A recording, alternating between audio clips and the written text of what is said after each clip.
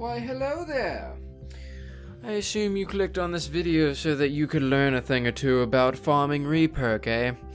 Well, that's exactly what we're going to talk about in today's video. So, yo, what is up? demonjoefrance here. Welcome back once again to another video. How you guys doing, guys? Today, we have an episode of Fortnite School, and today I'm going to be answering the question that I get asked a lot. How do you farm your Re-Perk? Guys, at the end of this video, I'm going to have a little bit of one-on-one conversation with you guys, so make sure you guys stick around if you guys want to know some channel updates and some stuff that's going on. But without further ado, let's go ahead and hop into it. What are my secrets? How do I farm so much Re-Perk? Okay, so first things first, I think it should be said that, well, your boy has quite a few schematics in the books. I do get this question a lot, and the reasoning for that as well, not only do I get a lot of questions on live streams, but if we do go through my schematics, you know, we got one.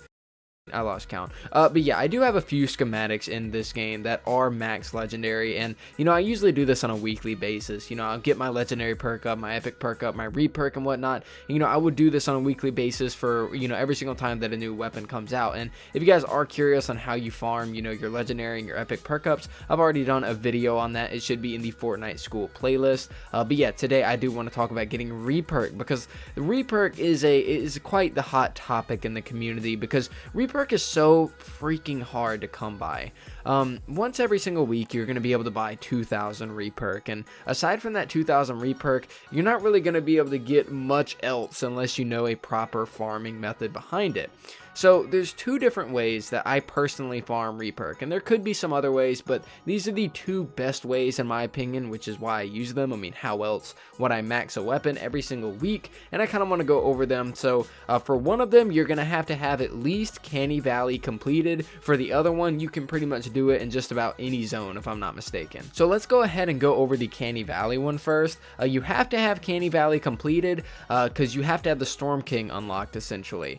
Basically, all you have to do is you got to go to the Storm King mission, make sure that you're bringing a full squad with you so that you can run it, you know, with as many people as possible so that you can get it done really quickly, and you're pretty much guaranteed 1 to 2 perk caches every single run. They're rare perk caches, and sometimes they can be epic, but in those perk caches you can get 30 re-perk. Now, using the Storm King method, you can get about 30 to 60 re-perk plus every 4 minutes. You can run the Storm King boss fight in pretty much under 5 minutes if you have a really good team, so you can average out just about 60 re-perk per run per 4 minutes. So you can get some crazy re-perk if you decide to grind out the Storm King. As you guys know, I went for a world record and actually completed it with my team of being the first people to run the Storm King over 100 times, and I think at the end of that I had like 15,000 re-perk or something like that after running it like 100 times.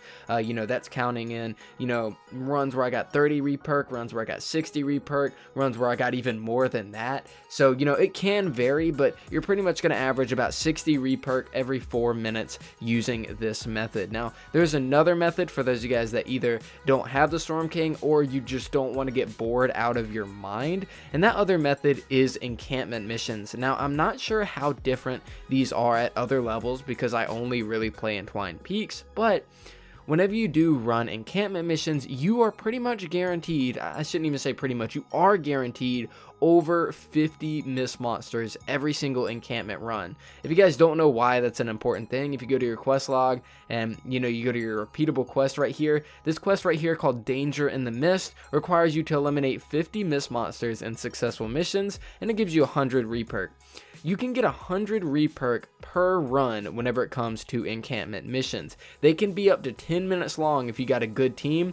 Make sure you got like 1 ninja and then 3 reclaimer outlanders. Have the ninja scout and get to the places really quickly, and have the reclaimers throw down their teddies and their shock towers, and that is the best possible strat for these encampment missions. If you have a really good team, you can run these in 10 minutes or less. If you don't have a good team, you can basically count on about a 15-minute run to get 100 re-perk. So if you have a full team, you can get about 100 re-perk every 10 minutes. If you have an team, about 100 re-perk every 15 minutes. But you do want to make sure that you're there, you're using your hover turrets, your teddies, pretty much every little ounce of your power to at least hit every single miss monster so that you're able to get credit for the 50 miss monster kills. So obviously the Storm King method method is a lot better, but there are times whenever the encampment method is better as well. Both do require really good teams if you want to farm Re-Perk, but the encampment missions can actually be quite really good, because if you have like a sunbeam encampment, for example, which can be seen around the power level 100 areas,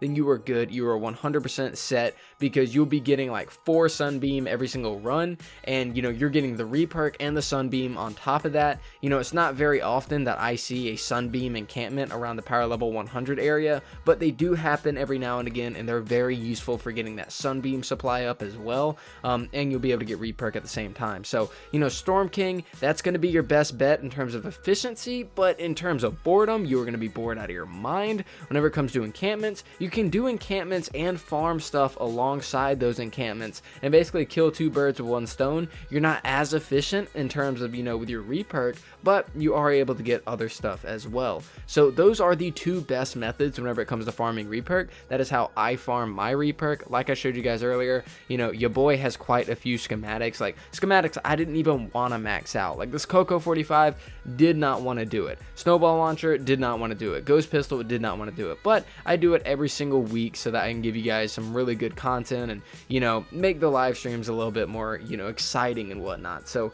that is how I retain a weekly fully upgraded weapon. I think currently if I go to my resources, I'm really slacking on Re-Perk, but I actually have enough legendary and epic perk up to make a weapon fully maxed out in terms of its perks. So sometime today and tomorrow I'm going to be doing my Re-Perk and doing the farms that I just spoke about, and trying to get those up and be able to do the next mission essentially. But yeah, that's pretty much it for this episode of Fortnite School. I kind of want to have a little bit of a one-on-one conversation with you guys. For those of you guys that want to stick around, that's pretty much it for the video in terms of the tips and stuff. Now I kind of want to talk to my subscribers, my main honchos, my boyos, you know what I'm saying? So yeah, that's basically what the rest of this video is going to be about. So yeah guys, that is pretty much it for the main portion of the video. If you guys are still watching, then chances are you are a loyal subscriber, you have the bell turned on, you follow me on Twitter, Instagram, whatever, or at least one of those, you know what I mean? You obviously care enough about the channel to watch to this point. And I nothing bad is going on or anything. I just kind of want to talk to you guys a little bit because I'm really excited about the future of this channel and the stuff that's really going to be coming in the future. It's going to be pretty awesome, So I just kind of want to sit down and talk to you guys a little bit. Like I said, nothing serious, nothing bad or anything. Nothing but good things are to come for this channel. So one thing I do want to talk about is I want to thank you guys for the follows on Twitter. A lot of you guys have been going over to Twitter and following me. We're getting really close to 2,000 people over there. Twitter is a big thing for content creators, and you guys have been going crazy and helping me out to get a pretty big Twitter account. And you guys are active on there every day. I get to talk to you guys every day. We get to exchange laughs and memes and whatnot, and Twitter's pretty lit, I will admit. It's a lot of fun, and I thank you guys that are really active over there. But one thing I want to say, because a lot of you guys aren't active over on my Twitter, and this is pretty much something I've only announced to the people over on my Twitter, is that I am going to be doing a lot of Twitch streaming really soon. And this does not mean that I'm going to stop streaming on YouTube. No. I stream every single week on YouTube. Every single week. Every single time there's either a big content release or a content update, with a weekly store and the event store, I am there to stream it there on YouTube. And nothing's going to change with that. But I want to announce for you guys, for any of you guys that are curious, that I am going to be streaming on Twitch 3 times a week. I'm going to attempt 3 times a week, 3 to 5 hour streams scattered throughout the week. I'm thinking about doing one, on Sunday, which I'm not going to do one today. Today is Sunday.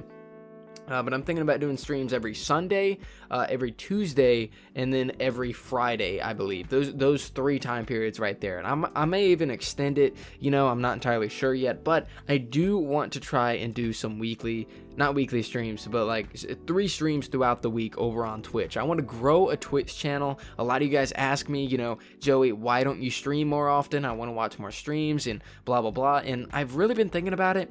And I think becoming a Twitch affiliate or a Twitch partner is huge for my channel. It could be huge for me as a whole, for us, for everything in terms of, you guys get more content, I get more exposure, we grow the channel together, bigger opportunities open up, and just way more stuff than you could imagine, and it could help support me. Obviously, you know, I'm hoping to do YouTube and Twitch and entertainment and whatnot as my full-time job. And I think that Twitch could definitely open up a lot of doors to help ensure that that can happen, you know?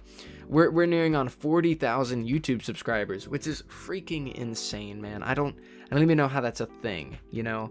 That's crazy. And I was just thinking about it, and I was like, you know, that's awesome. What if I could grow even more? What if I could work even harder? And I talked about this on Twitter, and, you know, I want to make this year my year. I want to put in a ton of work into this year and put in as much effort as I can.